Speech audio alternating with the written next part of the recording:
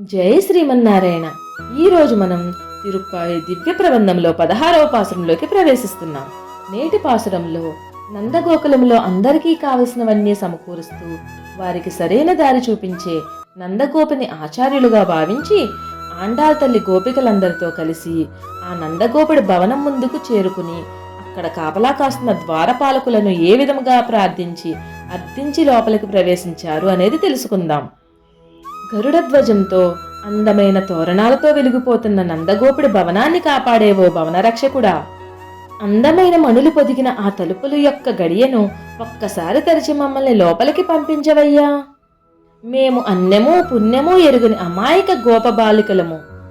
ఆ ఇంద్రనీలమణి వంటి ప్రకాశంతో వెలుగుందే ఆ శ్రీకృష్ణ పరమాత్మ మాకు దర్శనమిచ్చి ధ్వనిచేయు పరికరము పరా అనే వాయిద్యం ఇస్తానని మాట ఇచ్చాడు. అందుకే మేము పవిత్రముగా స్నానము చేసి ఆ నందగోపాలుని మేల్కొల్పడానికి గానము చేయడానికి వచ్చాము. స్వామి, నువ్వు కాదనకుండా ఆ తలుపులు తెరిచి మమ్మల్ని లోపలికి వెళ్ళనివ్వు అని ఆ ద్వారపాలకుని ఈ పాసురంలో అర్థించడం జరిగినది. ఆండాళ్ దివ్య తిరువిడుగలే శరణం. ఈ విధముగా గరుడధ్వజముతో నందగోపుని భవనముతో మణులతో కూడిన ఆండాళ్ తల్లి జడ మన నరసాపురం శ్రీ ఆదికేశవ ఎంబేర్మన్నారు కోవెలలో గోదాదేవికి అలంకరించబడి ఉన్నది.